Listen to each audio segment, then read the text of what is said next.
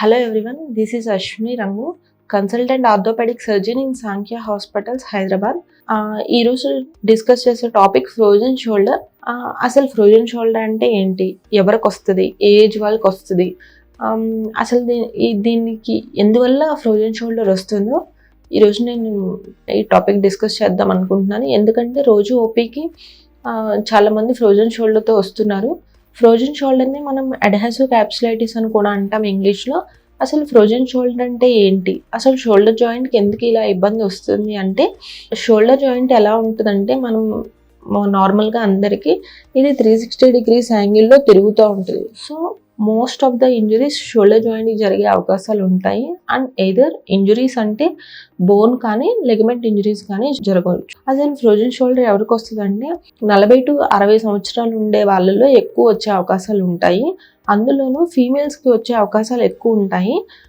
ఏ చేతికి ఎక్కువ రావచ్చు అంటే ఏ చేతితో అయితే మనం తక్కువ పనులు చేస్తామో ఆ చేతికి వచ్చే అవకాశాలు ఉంటాయి ఎక్కువ. అసలు ఫ్రోజన్ షోల్డర్కి ఎందుకు వస్తుంది అంటే, ఫ్రోజన్ షోల్డర్ 2 types ఉంటాయి. ఒకటి ప్రైమరీగా వచ్చే ఫ్రోజన్ షోల్డర్కి కారణం ఏమి ఉండదు, ఆబ్వియస్గా దానికి అది రీజన్లెస్గా వస్తూ ఉంటుంది.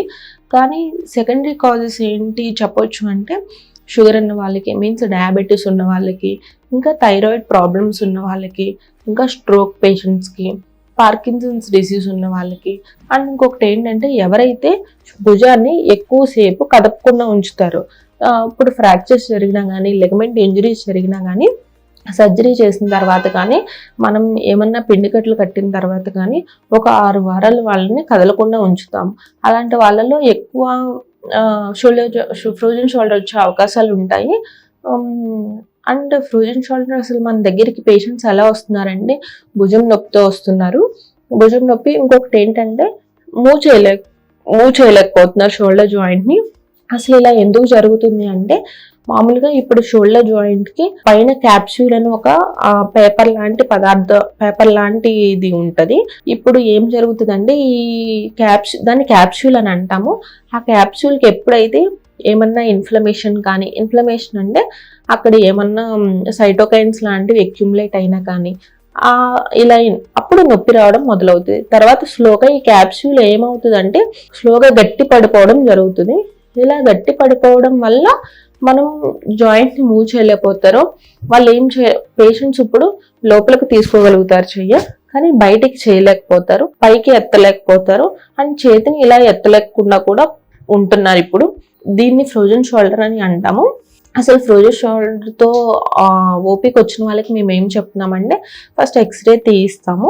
తీయించిన తర్వాత ఏమన్నా ఇలా ఫ్రాక్చర్స్ ఏమన్నా ఉన్నాయా, ఆల్రెడీ ఇదివరకు ఫ్రాక్చర్స్ ఏమన్నా ఉన్నాయా, అండర్లైన్ కాజ్ ఏంటో తెలుసుకోవడానికి చూస్తాము.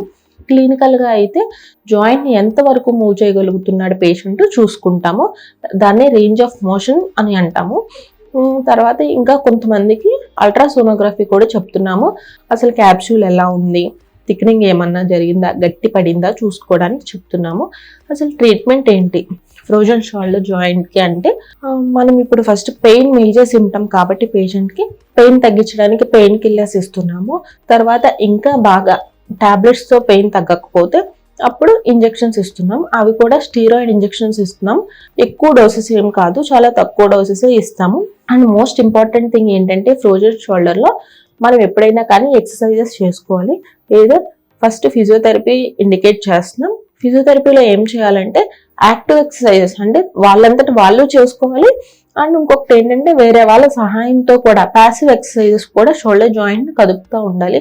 ఇఫ్ ఇన్ కేస్ ఇవేం చేసినా తగ్గకపోతే అప్పుడు మనం ఏం చేస్తున్నామంటే మత్తు ఇచ్చి జాయింట్ని మనమే మూవ్ చేస్తాము, రిలీజ్ చేస్తాం, అంటే ఫ్రీ చేస్తాం షోల్డర్ జాయింట్ని. దీనికి తగ్గకపోతే ఆర్థ్రోస్కోపీ ద్వారా ఆ క్యాప్సూల్ని స్లోగా రిలీజ్ చేసేస్తాం. ఇది ఫ్రోజన్ షోల్డర్ గురించి. మీకు ఏమైనా డౌట్స్ ఉంటే కింద స్క్రోల్ అయ్యే నెంబర్కి కాంటాక్ట్ అవ్వండి. Thank you.